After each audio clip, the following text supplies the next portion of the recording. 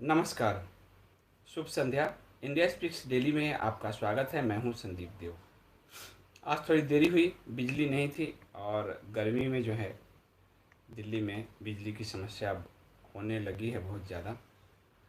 तो मुझे लगा था आज शायद ना कर पाऊँ मैं, लेकिन चलिए बिजली आ गई तो आगे इसको बढ़ाते हैं। ये जो मैं आज आपको कह रहा हूँ, एक प्रतीकात्मक तस्वीर मैंने कमल कमल के फूल का लगाया है। और आज जो रुग्ण चित्त की जो मैं चर्चा करने जा रहा हूँ, ये कुछ साथियों का ही आग्रह था।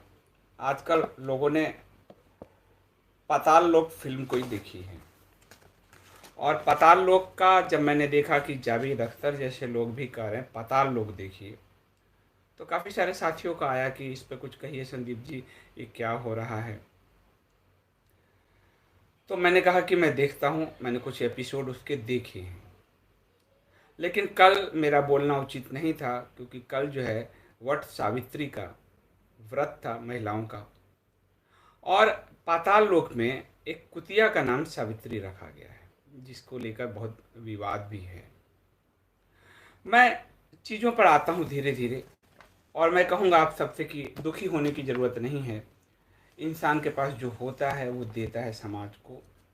वो अपने ही रुग्ण चित्त का जो है प्रदर्शन कर रहा है। लेकिन एक कथा से इसकी शुरुआत करता हूँ। एक समय पौराणिक काल में एक वेश्या थी, उसका नाम था पिंगला। वो सबके लिए, वो उसके कोठे पे सब जाते थे, लेकिन धीरे धीरे एक पुरुष से उसको प्रेम हो गया। उसके साथ रहना उसको ज़्यादा अच्छा लगने लगा, और रात रात भर जगकर वो उसका इंतज़ार करती थी। वो कभी आता कभी नहीं आता। वो हमेशा इस आशा में रहती थी कि वो आएगा, वो आएगा, वो आएगा, पर वो आता फिर नहीं आता। इस तरह से जी रहा था। इसी आशा में उसकी रोज रात्रि व्यतीत हो जाती थी। दूसरे के साथ उसको जाने में, काम क्रीड़ा में उसे वो आनंद नहीं मिलता। वो अपने पति की प्रेमी की हमेशा जो है आशा करती रहती थी कि वो आए। और जब वो नहीं आता था तो पूरी रात वो जाग के जो है पूरी रात उसका जो है रोते हुए निकलता, दुख से भरा हुआ निकलता, और वो बहुत दुखी हो जाती थी। मन उसका खिन्न हो जाता था। वो सोचती कि मैं जो कुछ करती हूँ वह एक तरह से अनुचित है, मुझे उससे विरत हो जाना चाहिए। लेकिन वो उससे विरत नहीं हो पाती थी, एक आदत सी पड़ गई थी। लोग प्रेम, कई बार आदत को प्रेम समझने की भूल करते हैं। एक जेल की कोठरी में जब दो लोगों को रख दिया जाए तो भी एक दूसरे की आदत हो जाती है, पर वो प्रेम नहीं होता है। तो उसे वो आदत सी हो गई थी उस व्यक्ति की। वो अपने आप को उससे बंधा हुआ सा पाती थी, और वो छटपटाती रहती थी रात भर। उसके नींद गायब हो जाते थे जब वो नहीं आता था। और धीरे धीरे काफ़ी समय होता गया। एक दिन उसके अंतस में एक विचार उत्पन्न हुआ कि क्यों न मैं मुक्त हो जाऊं। तो मन स्थिति का यहाँ पर चित्रण है, क्यों न मैं मुक्त हो जाऊं। जब वो नहीं आता तो क्यों न मैं मुक्त हो जाऊं। और उसने उसका ख्याल करना छोड़ दिया, हमेशा के लिए छोड़ दिया। और धीरे धीरे उससे अच्छी नींद भी आने लगी। सुबह तक वो सोती भी थी, और उसका जीवन खुशियों से भर गया, प्रफुल्लता से भर गया। इस छोटी सी एक कहानी है, पर इस कहानी में उस प्रेमी की कोई भूमिका नहीं है, उस पुरुष की कोई भूमिका नहीं है। जो भूमिका है वो वेश्या के मन स्थिति का है। जब मन स्थिति में संताप, काम भरा हुआ था, वो काम से तप्त हो रही थी, तो वो बेचैन थी, व्याकुल थी। जब जब वो मन स्थिति को उसने, उस काम को उसने देखा कि मैं किस लिए इतना बेचैन हूँ, उसको दबाया नहीं, उसको किसी और पर व्यक्त नहीं किया। और धीरे धीरे धीरे जब उसको देखने लगी तो उसको अपनी क्षुद्रता का बोध हुआ कि मैं क्यों ये क्षुद्रता कर रही हूँ। एक वेश्या थी, और वेश्या को भी परमात्मा के चरणों में शरण मिलता है। ऐसी बात नहीं है कि नहीं मिलता। वो अपना कर्म अगर ईमानदारी से करती है, ऐसे शास्त्रों में कई उदाहरण हैं इसके। और धीरे धीरे धीरे वो मुक्त हो गई। ये जो पाताल लोक है, इसमें वो जो सावित्री है, वो मन स्थिति किसका है? वो मन स्थिति है फिल्म के निर्माता का, फिल्म के निर्देशक का, फिल्म के कथाकार का। वट सावित्री की कथा क्या है? वट सावित्री की जो कथा है, पूरी कथा कल महिलाओं ने सुनी होगी, उसका जो मूल तत्व क्या है? प्रेम है, विश्वास है, समर्पण है। महिलाएं आज भी जो वट की पूजा करती है, जो बरगद है, मैंने कई बार बताया है कि कहते हैं कि बरगद पे ब्रह्मा विष्णु महेश तीनों रहते हैं। ये एक प्रतीक है कि बरगद जो है, उसकी जो विशालता है, वो दशकों सदियों उसकी आप उम्र देखिए, तो जो वट सावित्री से वो जुड़ा हुआ है कि हम मेरे पति की आयु उतनी लंबी हो। और बरगद की जड़ें जितनी गहरी जाती है, उतनी ही बाहर भी उसकी दूसरी लताएं, दूसरे जो हैं जड़ें भी फूटती चली जाती हैं। यानी आपकी यात्रा जितनी आपके अंदर होगी, आपके तेज, आपका जो व्यक्तित्व का जो तेज है, उतना ही आप प्रकाशवान होते चले जाएंगे। वो जो अंदर की यात्रा है, वो बाहर भी प्रकट होगी। बरगद जो है, इसीलिए गौतम बुद्ध को जो है निर्वाण की या फिर उनको ज्ञान की प्राप्ति, उससे भी जो उसको जोड़ा हुआ है बरगद को। तो बरगद की ये जो विशेषता है, इसीलिए इसको पूजनीय माना गया है कि ये आपको यात्रा का वो बोध कराता रहे हमेशा कि आप जितना अपने अंदर जाएंगे, उतना ही आपके उठने की संभावना अनंत है। ये पूरी यात्रा अपने अंदर की यात्रा है। इसलिए वट सावित्री के साथ जो उसमें जुड़ा है, उसके जो सबसे बड़ी बात है कि सत्यवान का जो प्राण है, वो उसका प्रतीक है कि उस पेड़ के नीचे ही जो है उसको सुलाकर वो फिर यमराज के पीछे पीछे गई और अंत में अपने पति का प्राण वो लौटा लाई। अब प्रेम है, क्योंकि जब राजा ने अपनी पुत्री सावित्री को कहा वर चुनने के लिए, तो उसने मन ही मन जब सत्यवान को देखा लकड़ी काटते हुए, तो उसको पति मान लिया। पति मान के मन ही मन उसका वरण कर लिया। और जब नारद मुनि ने कहा कि इसकी आयु तो सिर्फ 1 साल है, और जब राजा ने समझाना चाहा पिता ने, तो वो कहती है कि मैं तो मन ही मन पति मान चुकी हूँ। आज की स्थिति में कितने, ना जाने कितने पति कितनी पत्नियां हैं, और मन तो है ही नहीं। और उसके बाद उसका वो समर्पण है उस 1 साल में, उस जो अपने उनके जो माता पिता हैं, पति की सेवा, उसमें वो जो समर्पण है और विश्वास है कि उसके प्राण को मैं लौटा लाऊंगी। ये जो पाताल लोक में एक पशु का, एक कुतिया का नाम रखा, ये क्या है? असल में ये है क्या? वास्तव में ये जो पंचमक्कार समुदाय है, जो कम्युनिस्ट समुदाय है, जो पश्चिम का जो पूरा दर्शन है, उस दर्शन में जब आप प्रकृति आप देखेंगे कि पृथ्वी का जो वो अपनी जो परिकल्पना करते हैं, वहां काम पतित भाव है। जैसे एडम और इव की कहानी आती है, हमारे यहाँ मनु और शत्रुपा की कहानी आती है, एक सुंदर कहानी आती है हमारे पूरब में, हमारे सनातन में। और उनके यहाँ मनु और वो एडम और ईव की कहानी आती है, और वो काम को जो सेब खाता है और पतित हो जाते हैं, यानी काम उनके यहाँ गिरने का स्तर है, और काम हमारे यहाँ चरम स्तर है, यानी सृजा और ऊर्जा का हमारे यहाँ वो बोध कराता है। इसलिए काम पुरुषार्थ में है, काम हमारे यहाँ देवता है, काम हमारे यहाँ देवता है, और वो हमारे 4 पुरुषार्थ में है, धर्म अर्थ काम मोक्ष।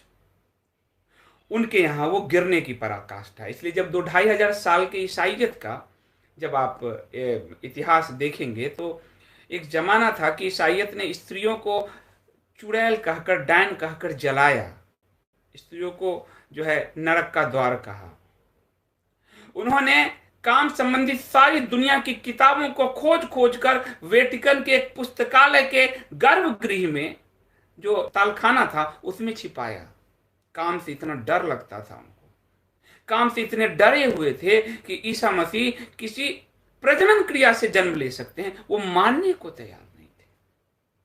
यही मार्क्स की स्थिति थी। मार्क्स अपने जीवन में अपनी नौकरानी का यौन शोषण करता रहा और वो छुपाता रहा। उस बच्चे को अपनी मां से दूर रहा। काम का दमन मार्क्स में भी है। जो जो लोग पता लोग बना रहे हैं, और चाहे मोहम्मदवाद हो, वहां तो काम का एक दूसरा ही रूप है। स्त्री तो वहां खेती ही है, वहां देवी जैसी कोई परिकल्पना ही नहीं है, और माओ तो भोगता ही था। तो पश्चिम का जो विचार है वो पूरब के विचार से मेल नहीं खाता। इसलिए ये इस फिल्म का डायरेक्टर है, कोई कोई इसका कथाकार है, जो इसका निर्माता है, उसकी जो सोच है, जो लगता है कि वो अपनी कुंठा व्यक्त कर रहा है, रुग्ण कुंठा। काम के कारण उसके अंदर जो रुग्णता का भाव आया है, उसकी हो सकती है उसकी पत्नी छोड़ के उसको भाग गई हो सकती है उसके घर में उसकी माँ ने कभी बाप को छोड़ दिया हो सकती है अनेक रिश्तों में वो जिए हों। तो वो ये स्वीकार करने को तैयार नहीं है कि कोई पतिव्रता नारी सावित्री जैसी हो सकती है। यहाँ एक पति को छोड़ के दूसरे पति पुरुष के साथ सिगरेट शराब के साथ भागने की कहानी है। तो वो कैसे एक पति के प्राण को ला सकती है, वो संभव नहीं है, वो सोच नहीं पाता। इसलिए वो अपनी कुंठा एक पशु में आरोपित करता है, लेकिन वो सोचता है इससे इनका अपमान होगा। वो असल में अपना ही प्रक्षेपण उस कुतिया के अंदर कर रहा है। वो अपने माँ बाप का, अपने फैमिली के संस्कार का, अपनी पत्नी का जो किसी और के साथ भाग गई होगी, या फिर उसके रिश्तेदार का। आप देखिए कहानी में टूटन, आपको उसकी कहानी में टूटन से समझ में आएगा कि जो नायक है, जो पुलिस इंस्पेक्टर है, उसका उसके बेटे के साथ रिश्ता नहीं है। वो उसी कहानी को प्रक्षेपित कर रहा है कि रिश्ता नहीं है। यानी ये भग्नावशेष, जो भग्न परिवार से आए हुए लोग हैं, उसका बेटे के साथ अच्छा रिश्ता नहीं है। वो जब आता है, थक के आता है, तो पत्नी को एक सेक्स टूल जैसा समझता है। प्रेम है नहीं। उसको देखिए, उसका जो उसमें जो पत्रकार लिया गया है, बड़ा पत्रकार लिया गया है, उसकी पत्नी हमेशा डिप्रेशन की शिकार होती है, एंग्जाइटी की शिकार है। यानी पति पत्नी के रिश्ते बिखरे पड़े हैं, टूटे पड़े हैं। और जो महिला पत्रकार है, उस जो आगे बढ़ने की यहाँ कहानी है, आजकल की लड़कियों और इनका जो होता है आगे बढ़ने की कहानी, वो उसके साथ एक झटके में, एक मिनट के अंदर वो शारीरिक संबंध में घुस जाता है। तो जो मेरे पास होगा, अगर मेरे कमंडल में जल है तो मैं आपको जल दूंगा, मेरे कमंडल में कीचड़ है तो मैं आपको कीचड़ दूंगा। सीधी सी बात है। जो मेरे पास है, मेरे अंदर है। सनातन के अंदर सावित्री है, सनातन के अंदर, परिवार के अंदर प्रेम, विश्वास, समर्पण है। पर आप जो पंचमक्कार है, उनके अंदर, परिवार के अंदर टूटन है। पत्नी कहीं भाग रही है, पति कहीं भाग रहा है, पत्नी डिप्रेस्ड है। माँ बाप, आप देखिए, बेटे और बाप में रिश्ता नहीं है, बेटी बाप में रिश्ता नहीं है। ये जो टूटन है वो उनकी कहानियों में दिख रहा है। ऐसा नहीं कि मैं कोई कपोल कल्पना सोच के बता रहा हूं, प्रकल्पना ना, उनकी कहानियों में है। इसी एक लोक में, फिल्म लोक में जो है राजश्री प्रोडक्शन भी है, वो परिवार उसके लिए कितना महत्वपूर्ण हो जाता है। क्यों? क्योंकि उनकी फैमिली, हम सब जानते हैं कि ज्वाइंट फैमिली होती आई है। तो हम जो बचपन से जो हमारा सोशलाइजेशन होता है, वही हम प्रक्षेपित करते हैं। तो कहीं इनके घर में, इनकी जो घर की स्त्रियां हैं, उनका जो आचरण है, वो जो वो पशु दिखा रहा है, उस आचरण के कहीं करीब है। इसलिए वो प्रक्षेपित कर रहा है वहां अपनी कुंठा, अपनी रुग्ण कामुक कुंठा को निकाल रहा है। और इसीलिए बेचैन आपको होने की जरूरत नहीं है, बेचैन वो लोग हो रहे हैं। वो इस सभ्यता को खुरच खुरच कर मिटाना चाहते हैं, लेकिन नहीं मिटा पाए। ईसाइयत जब यहाँ आई, अंग्रेज जब आए, तो उनके लिए सबसे बड़ा चुनौती खजुराहो, कोणार्क, ये सब उनके लिए चुनौती बन गया कि कौन सा देश है। जब वो बस्तर के जंगलों में गए और घोटुल की प्रथा देखी, एक खुले छप्पर के नीचे, और जब उन्होंने आदिवासी महिलाओं का नग्न शरीर देखा, वो पागल हो गए। कैथोलिक कहा ये तो पाप है, साइन है। क्योंकि कैथोलिज्म में वो पाप है, काम पाप है। और यहां आदिवासियों में कभी बलात्कार नहीं होते थे जब तक कैथोलिक नहीं पहुंचे।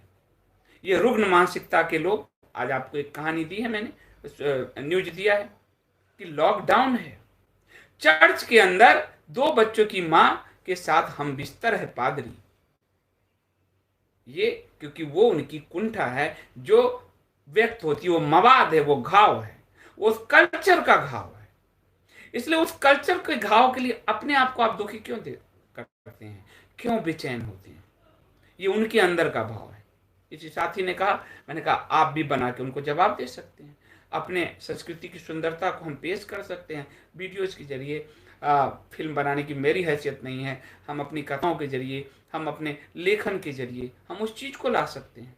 और वो इससे बेचैन हो रहे हैं, इसलिए उनकी जो बेचैनी है वो इसीलिए राम पर हमला करते हैं, वो युधिष्ठिर पे हमला करते हैं, वो द्रौपदी पर हमला करते हैं, वो हर चीज पे हमला करते हैं, वो सिमलिंग पे हमला करते हैं, क्योंकि उनकी समझ जो है वो वही रुग्ण समझ है, क्योंकि उनका पूरा जीवन काम को पाप मानकर उसके दमन में बीता है। काम को मोक्ष की यात्रा तो सनातन ने माना है। हमारे हर भगवान गृहस्थ आश्रम में है, हर भगवान गृहस्थ आश्रम में है। कितना पवित्र है वो। महाभारत में भीष्म पितामह जिन्होंने विवाह नहीं किया, वो युधिष्ठिर को उसका ज्ञान दे रहे हैं। आदि शंकर को भी भारती ने जब कहा तो काम की शिक्षा लेनी पड़ी। ये सुंदर, क्योंकि उसके बिना तो जीवन ही नहीं है। जिसको दबाया जाएगा वो तो घाव है, और जहां सृजन है वहां जीवन है, काम से जीवन है। सनातन यही मानता रहा, इसलिए सनातन ने काम को देवता कहा। यहां वात्स्यायन जैसे ऋषि हुए जिन्होंने काम शास्त्र पूरा लिख दिया। यहां देवताओं में काम की गणना हुई, यहां पुरुषार्थ में जगह दिया गया, यहां बड़े बड़े शास्त्र रचे गए, मंदिर रचे गए। ये पश्चिम सोच नहीं पाता। और आज का जो फिल्म इंडस्ट्री है, साहित्य है, ये बिल्कुल वामपंथ लंपटों का समूह है, जिसकी पूरी शिक्षा दिशा उस भग्न परिवार के बीच हुई है, जहां माँ बाप भी भागे भागे फिर रहे हैं। कोई इसके साथ जा रहा है, कोई उसके साथ जा रहा है। इसलिए वो सावित्री को नहीं समझ पा रहे। ये सावित्री क्या है, वो प्रेम नहीं जानते। वो पहली मुलाकात में सेक्स में कूद जाते हैं। वो समर्पण नहीं जानते, क्योंकि उसके लिए अपने पूरे व्यक्तित्व के अहंकार को समर्पित करना पड़ता है। वो विश्वास नहीं जानते, क्योंकि पीठ पीछे पति पत्नी दोनों एक दूसरे के विश्वास को तोड़ रहे हैं, खंडित कर रहे हैं। माँ बाप बच्चों के साथ खंडित कर रहे हैं, बच्चे माँ बाप के साथ कर रहे हैं। दिल्ली के एक स्कूल की बड़ी जो घटना हुई थी, आपको ध्यान होगा, बड़ी स्कूल की घटना, एक लड़की का जो एमएमएस कांड शुरू में बना था, उस तरह की घटना भी इस फिल्म में जोड़ा गया है। यानी सब कुछ भग्न है, टूटा हुआ है। तो टूटे हुए घर से आप क्या चाहते हो? आपको स्वर्ण कलश मिलेगा? वो नहीं मिल सकता आपको। स्वर्ण कलश तो उससे मिलेगा जिसके अंदर वो होगा। इसलिए अपने मन को मत दुखी कीजिए। जब आप स्वयं को दुखी करते हो तो दुश्मन अट्ठास करता है। आप उसको दुखी करो, लेकिन आप जब दुखी होते हो तो आप उसको, और आप दुखी इसलिए होते हो क्योंकि आप भी उस ईसाइयत के प्रभाव में, उस दबाव में काम को कहीं ना कहीं पाप मानकर जीते रहे हो। आपको शायद ध्यान नहीं होगा, महात्मा गांधी, जब आप पढ़ेंगे महात्मा गांधी को गहराई से, तो महात्मा गांधी कई बार ईसाइयत अपनाना चाहते थे। काम उनके जीवन में बड़ा दमन था, उनके जीवन में बहुत ज़्यादा, और बहुत बड़ा अपराध बोध, यौन बोध जो उनके अंदर था, वो अपराध बनकर जब पिता की मृत्यु हो रही थी तब भी वो काम में थे। एक बार कस्तूरबा जो है ने अपनी तरफ से प्रेम करना चाहा, तो गांधी बिलबिला गए कि स्त्री प्रेम करेगी। जब ईसाई मिशनरीज अफ्रीका गए तो पागल हो गए वो। ईसाई मिशनरीज की अफ्रीका में स्त्रियां प्रेम करती थी। ये तो पागल, क्योंकि ये तो हिंसक प्रवृत्ति है जो स्त्रियों पे दबाव डालता है, और स्त्रियां तो प्रेम की प्रकृति है, वो प्रेम का प्रतिरूप है वो। तो अफ्रीका में जब उन्होंने देखा तो उन्होंने दमन शुरू किया। और अफ्रीका में उस समय तक प्रेम जो करती थी वो स्त्रियां करती थी, यानी वो एक्ट करती थी। और ईसाइयत का जो पूरा फिलॉसफी है वो पुरुष एक्ट करता है। गांधी के अंदर भी ईसाइयत बसा हुआ था, इसलिए गांधी ने कहा तो जरूर, और इसलिए कई बार वो ईसाइयत अपनाना चाहते थे। इतिहास में ऐसी 3 बार घटनाएं आती है जब वो हिंदू धर्म छोड़कर ईसाइयत के करीब जाते हैं, और इसीलिए उनका पूरे चित्त में दमन है, अहिंसा क्या है? अपनी भीरुता को छुपाकर उन्होंने दमन किया, अपनी भीरुता कायरता को छुपाकर अहिंसा का रूप दिया। वो दमन है उनके अंदर, वो अपने शरीर पर हिंसा कर रहे हैं। अहिंसक व्यक्ति अपने शरीर पर हिंसा नहीं करता, वो अपने शरीर पर हिंसा कर रहे हैं। और फिर उसके बाद उन्होंने जो सत्य के प्रयोग शुरू किए, स्त्रियों के साथ नग्न सोने का, वो पूरी पूरी एक एक स्त्री की कहानी है, इतिहास में है उनके, जो एक एक करके कभी कभी मैं बताऊंगा, ऐसे सब है, किताबें आ चुकी है काफ़ी। तो वो उनके रुग्ण चित्र का जो चित्र है उसका प्रदर्शन जो है, और वो रुग्ण चित्त ने जो भारत के स्वतंत्रता आंदोलन को लीड किया, वो 10 लाख लोगों के लाशों को दे गए। ये रुग्ण चित्त था। आपको ये नहीं पता होगा कि हमारे नेता जो हैं सुभाष चंद्र बोस, ये सब जवाहरलाल नेहरू पत्नी से बीमार थी, मिलने गए पत्नी को की बीमारी के इलाज के लिए, लेकिन कहाँ गए? वो कम्युनिस्ट के रैली जो बैठक में भाग लेने। और किसके जरिए गए? एक कम्युनिस्ट की पत्नी के जरिए। जब आप देखोगे तो आपको लगेगा कि ये जो रुग्ण चित्र, और जब एक खजुराहो को गांधी और नेहरू दोनों ढक देना चाहते थे, उसको तोड़ देना चाहते थे। मुगलों और ईसाइयत की मनोवृत्ति थी उनके अंदर, क्योंकि काम को वो सिन पाप समझते थे, वो तोड़ देना चाहते थे। और आपको जब और आश्चर्य होगा जब कहानी पढ़ोगे कि जब जवाहरलाल नेहरू की पत्नी बीमार है, जवाहरलाल नेहरू की पत्नी से जो प्रेम था वो फिरोज गांधी का था, जो उनका दामाद बना बाद में। और बीमारी में जो सेवा करते करते, और नेहरू कहते हैं एक बार कि मेरी पत्नी से कोई और प्रेम कर रहा है, और सेवा करते करते जब इंदिरा भी वहां एक तरफ बैठी है, एक तरफ फिरोज बैठे हैं, सेवा करते करते दोनों में प्रेम हो गया। तो ये जो आपको मॉडर्न हिस्ट्री दिया गया है लोगों को, वो, और जिन लोगों ने वो इतिहास बनाया और लिखा, वो उस दमन का इतिहास है जिसके कारण भारत आज गरीबी, अशिक्षा, याद रखिए काम सृजन है, आपने उसको दबा दिया, वो आपके किसी न किसी घाव में प्रकट होगा, क्योंकि मानवता काम के सहारे ही गति पा रही है। और वो ये जितने आपके पॉलिटिशियंस हुए, नेता हुए, इसीलिए हमारे वो बिल्कुल ईसाइयत और इस्लाम के उस पैटर्न को आगे जो है ले जाते रहे, और इसलिए भारत में ये स्थिति है। इसलिए हम भी आज उसी भाव से, हम पाताक लोग को इस रूप में नहीं देख पाते कि वो अपने घर की कहानी कह रहा है, क्योंकि वो मान नहीं सकता कि सावित्री कोई हो सकती है। क्यों? क्योंकि वो अपनी माँ को किसी और के साथ भागते देखता है, अपनी बीवी को किसी और के साथ देखता है, अपनी बहन को किसी और के साथ देखता है, और ये उसकी कहानी में आता है, ये प्रकट होता है, बार बार प्रकट होता है। वो उबता है तो समलैंगिकता में प्रकट होता है। समलैंगिकता सबसे ज्यादा ईसाइयत के अंदर है, सबसे ज्यादा, क्योंकि दमन है वहां। लेकिन हम वो सोच नहीं पाते, हम उसको प्रतिकार करने में हम अपने मूल व्यक्तित्व को कहीं खो देते हैं, क्योंकि हमें भी काम की शिक्षा तो किसी ने दिया ही नहीं, कोई जानकारी, हम खुद ही में क्लास और ये वो यहाँ वहां से हाथ पाँव मार के, कुछ आधा अधूरा इंटरनेट है, आधा अधूरा ज्ञान, हमने उस साहित्य और आध्यात्मिकता के लिहाज से काम को पढ़ा ही नहीं, जाना ही नहीं, उसमें हमने उस रूप से हमने उसकी यात्रा ही नहीं की। 40-45 हो जाता है, बांझपन छुड़ाने के लिए सरोगेसी से बच्चा एक लाना होता है, एक इशू लाना होता है, वो पूरा प्रेम ही जो है बिल्कुल बिखर गया है। और इसीलिए ऐसी फिल्में आ रही है, उसमें वो प्रकट हो रहा है बार बार। इसलिए आप दुखी मत होइए, कई साथी दुखी हुए तो मुझे आज कहना पड़ा, और दिन में मैं कहा आपको कि जहाँ चर्च के अंदर ये चल रहे हों, मदरसों में चल रहे हों, आप समझिए कि वो कल्चरल प्रवाह है वो, और वही प्रवाह यहाँ के लोगों के मस्तिष्क पे छाया हुआ है। ये जो पंच मकार है वो तो उनका सोशलाइजेशन उसी ढंग से है। तो आप लोग मत दुखी होइए, आप अपने सनातन को समझिए, और जब आप अपने सनातन को समझ जाएंगे, जब आपकी यात्रा स्वयं के अंदर होगी, तब आप बरगद बन पाएंगे, वरना यूकलिप्टस का पेड़ बनकर रह जाएंगे, जो जमीन को सोखता है और किसी काम नहीं आता। इसलिए सनातन ने कहा बरगद और पीपल, तो बरगद और पीपल बनिए। ये पॉट में जो पौधे लगाए हुए हैं वो मत बनिए, वो बड़ी दिक्कत देगी, वो बड़ी पीड़ा देगी आपको। और उसी पीड़ा का जो है निदान फिर हम अलग अलग तरह से चीज़ों में ढूंढते हैं, हिंसा में, गाली गलौज और इस तरह से, क्योंकि हम खुद की यात्रा ही नहीं कर पा रहे हैं।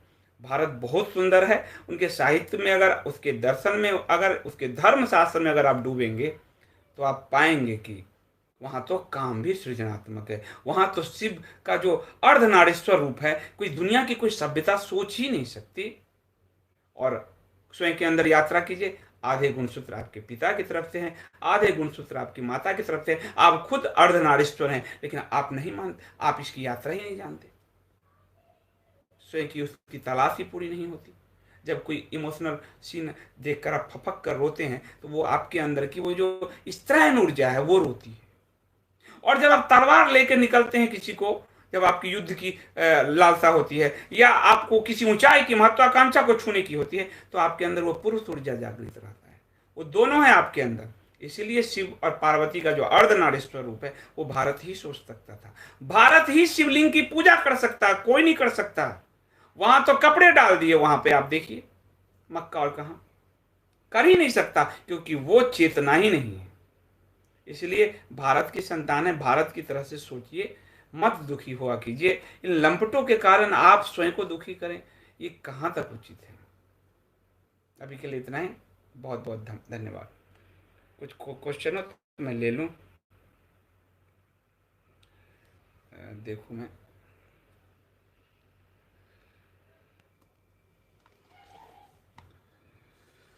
साइंस टेक्नो कह रहे हैं, अगर काम इच्छा होने पर अगर काम की पूर्ति ना हो पाए तो क्या करें। ये बहुत सारे लोगों का ये सवाल, ये डिस्कोर्स, ये मुठभेड़ होता है। बहुत अच्छा क्वेश्चन है, पर सवाल ये है कि जब आप काम में उतरते हैं तो आप होश में, यानी बोध कथा जो कह रहा हूँ, बोध में होते हैं या बेहोशी में होते हैं। और जब बेहोशी में होते हैं तो वो एक्ट आपको बार बार करने की इच्छा होती है। और जब आप होश में होते हैं, अच्छे पति पत्नी हैं, अगर बहुत अच्छे रिश्ते हैं, प्रेम में वास्तविक में है, और जब आपने अपनी जो काम यात्रा बहुत होशपूर्ण की है, तो 3 महीने 4 महीने में कभी एक बार संबंध बनाने की इच्छा कभी होगी। लेकिन पश्चिम क्या कहता है, सप्ताह में 3 बार 4 बार संबंध बनाइए, क्योंकि पश्चिम छिछला है, छिछला है। वो उसकी वो प्रवाह जो है वो नदियों का प्रवाह है, और उस प्रवाह को लोगों ने रोक दिया है। इसलिए इच्छा तब होगी जब बेहोशी में एक्ट होंगे, इच्छा तब समाप्त हो जाएगी जब होश सध जाएगा। और होश के साथ जब आप ड्राइविंग कर रहे हैं, आप वहां तो बेहोशी से नहीं करते, मरने की चिंता रहती है आपको, पर जहां जीवन देने की चिंता है, जीवन की है, वहां आप बेहोशी में प्रवेश करते हैं। जब आप नदी में कूदते हैं, क्या आप बेहोशी में कूदते हैं? बाहरी आचरण तो आप होश में कर रहे हैं, पर जब आप उस यात्रा को, जो आपके मूलाधार से सहस्रार तक उसी काम ऊर्जा की यात्रा है, उसमें बेहोशी में छलांग लगा रहे हैं। आप ड्राइविंग बेहोशी में करते हैं, या फिर आप नदी में कूदते हैं बेहोशी में। एग्जाम, एक छोटा सा एग्जाम देना होता है, उसमें तो होश सध जाता है कि सही से एग्जाम दूं, इतने मिनट हो रहा है, ये प्रश्न के उत्तर, अरे ये तो गलत दे दिया, काट दिया। छोटे से एग्जाम में तो होश सध जाता है, जीवन के एग्जाम में बेहोशी में जंप ले रहे हैं, कूद रहे हैं। इसीलिए वो जो इच्छा है, फिर वो तो प्यास बन के रह जाती है, फिर वो बार बार आपको तड़पाती है। क्यों? क्योंकि आपकी यात्रा बरगद की भांति आपकी यात्रा नहीं हुई, प्यास लगी है। अब एक गिलास की प्यास है, एक गिलास में बुझ जाए, लेकिन 2 बूंद दिया जाएगा तो प्यास तो बना रहेगा ना, कंटिन्यूटी रहेगी, उसमें कंटिन्यूटी रहेगी। पर आपकी प्यास अगर उस जल से पूरी हो गई 4 घंटे 6 घंटे, फिर आपको प्यास नहीं लगेगी। तो आप सोचिए कि आपकी जो यात्रा है वो प्यास, बूंद की प्यास, आपने बूंद देखा, सागर में आपने अभी तक छलांग ही नहीं लिया है। अर्नब कुमार, अच्छा अर्नब तो आजकल बड़े फेमस हो रहे हैं भाई, उन पर FIR कर रहा है कांग्रेस। अर्नब जी बहुत धन्यवाद सुपर चैट के लिए आपका। तो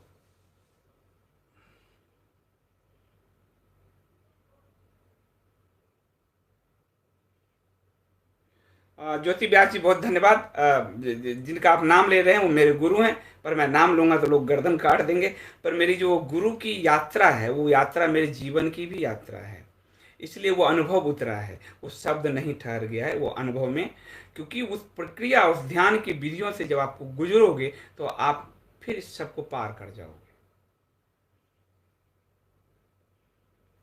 ओम प्रकाश जी सही कहते हैं, वामपंथी जो है सचमुच दूसरों पे ठीकरा फोड़ते हैं। धर्मवीर कुमार जी कह रहे हैं, संदीप जी बोध कथा सुनता हूँ तो मन को शांति मिलती है। मेरा मेरा क्या है, ईश्वर यही यही उद्देश्य के साथ, क्योंकि जो ये लॉकडाउन की अशांति थी उसी में कई साथियों और ईश्वर की प्रेरणा हुई कि कम से कम हमारे जीवन में ये जो सुबह से चक्र चक्र से सब न्यूज शुरू हो जाता है, बेचैनी होने लगती है, लॉकडाउन है, हम ठहर नहीं सकते हम, क्योंकि हमें ठहरना नहीं आया, तो थोड़ा सा प्रयास करते हैं उस अनुभव को बांटने की, बस इतना ही कोशिश था। पर आप लोगों का स्नेह और प्यार, और आप लगातार एक जो है उसको एक्सीलेटर पे पाँव रखे रहे, इसलिए मैं बीच में ना भी आता हूँ तो फिर आना ही पड़ता है।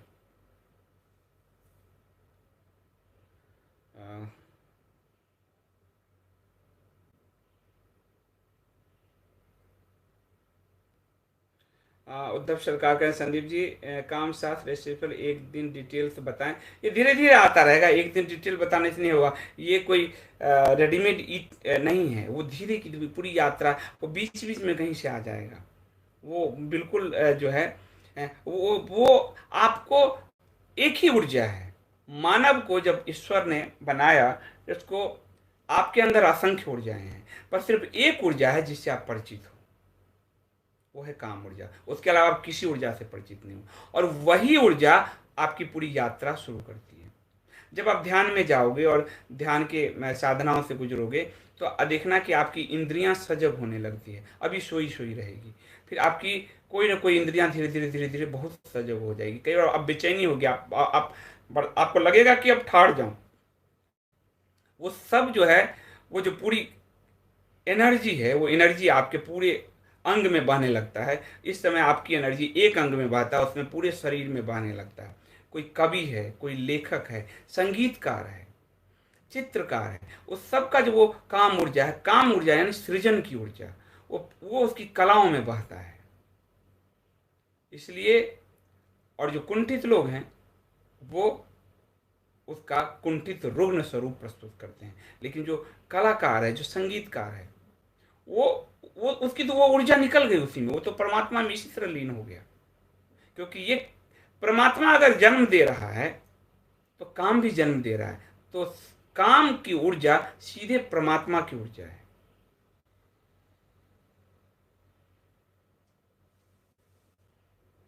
लेकिन संदीप जी अपना ठीक रहिए, हमारे सर क्यों फोड़ते हैं, अपना मुस्लिम ईसाई में ही दिखाए।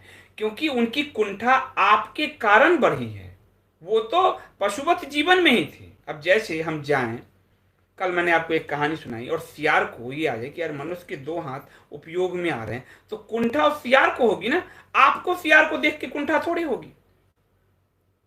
सियार को कुंठा होगी कि ये दो हाथ से इसने तीर बना के मुझे मार दिया। तो वो पशुवत है, पशुवत भी नहीं है। पशु तो समलैंगिक समलैंगिक नहीं होते, ये तो समलैंगिक है, ये पशुवत भी नहीं है, ये उससे भी अधम है, उससे भी अधम है। ये चिड़िया खाना वाले लोग हैं।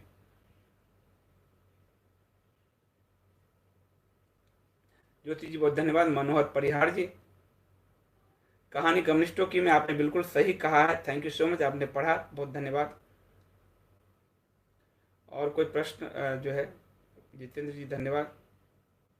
ग्रीन एरो बोलते हैं, अनुष्का शर्मा ने बनाई है, प्रोड्यूसर वही है।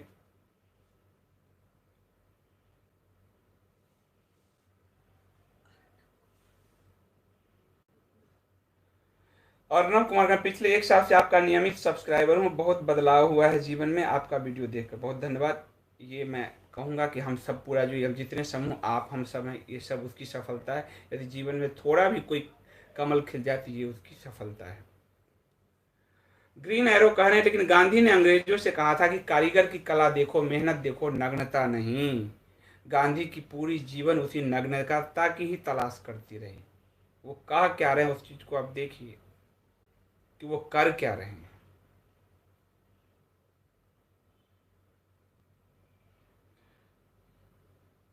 अरुणा कविता जी बहुत धन्यवाद।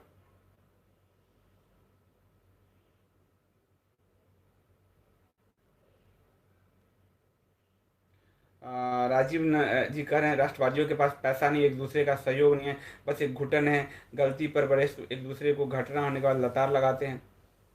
हम ये सब भी छोड़ दें, हम अपने कर्म से जो कर सकते हैं वही जो है, ये नहीं मिलेगा सहयोग, और ये सनातन नहीं मिलेगा, छोड़ दीजिए। तो हम क्या कर सकते हैं इस भाव के साथ, मैं तो उसी भाव के साथ काम करता हूँ। मैं अभी तक सर नहीं फोड़ रहा कि कोई इतिहास की किताब क्यों नहीं बदलते, मैं इतिहास क्यों ना लिखूं, कहानी कम्युनिस्टों की मैंने लिखी इसीलिए। मैं अध्यात्म, मैं इन कथावाचकों में कि तुम क्यों नहीं अध्यात्म का ज्ञान देते, मैंने अध्यात्म की जो मेरी 2-3 किताबें हैं वो लिखी इसी बात के लिए। मैं क्यों ना करूं, क्योंकि मैं पृथ्वी का ऋणी हूं, भारत का ऋणी हूं, मैं क्यों ना करूं। ये कथावाचकों के पीछे क्यों भागूं मैं, अली मौलाओं के पीछे क्यों भागूं मैं।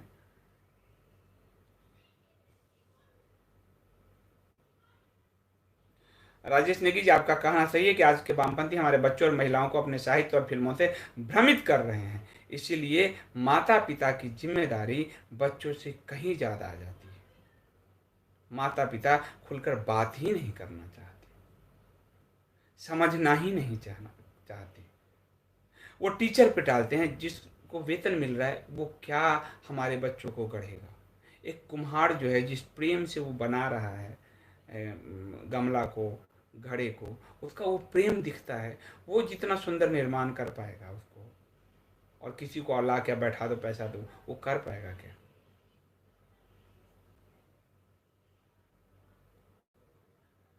समित जी बहुत धन्यवाद आपका। तो मैं अब इसको समाप्त करता हूँ। कुंदन शाह जी बहुत बहुत धन्यवाद।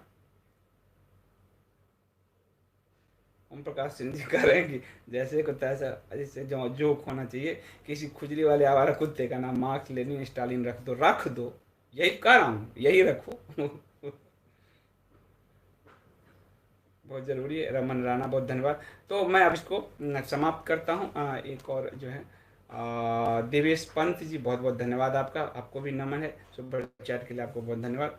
तो मैं इसको अब समाप्त करता हूँ और मिलते हैं कल। तो रविवार है, तो कल मैं अपने बच्चों के साथ रहूँगा। मेरा भतीजा जो है मेरे साथ बैडमिंटन। अच्छा एक बात और है, कई लोग कह रहे हैं खेलोगे अगर आप बहुत अच्छा खेलोगे, मैं ये नहीं डंबल उठाने को नहीं कह रहा हूँ और उसके लिए प्रोटीन पाउडर लेने को ना, खेलोगे अगर बहुत बढ़िया, तैराकी करोगे बहुत बढ़िया, आपकी काम ऊर्जा प्रवाहित हो जाएगी, आप उससे मुक्त रहोगे। इसलिए बच्चों के साथ खेलो बहुत ज़्यादा। पढ़ सकते हो तो आप पढ़ो, कुछ लिख सकते हो तो लिखो, संगीत अगर सीख सकते हो तो सीखो, चित्रकला सीख सकते हो तो सीखो। ये सब आपके, ये सब सृजन ऊर्जा है, ये सब सृजनात्मक है, और ये काम ऊर्जा सृजनात्मक है, तो सृजन कहीं से निकल जाए, सीधी सी बात है। तो आप जो कर सकते हो सृजन के लिए पॉजिटिविटी में, वो करिए। ज्योति व्यास जी बॉलीवुड पे बहुत गुस्से में हैं, पर गुस्सा में मत होइए, हमें जवाब देना जो है सीखना होगा।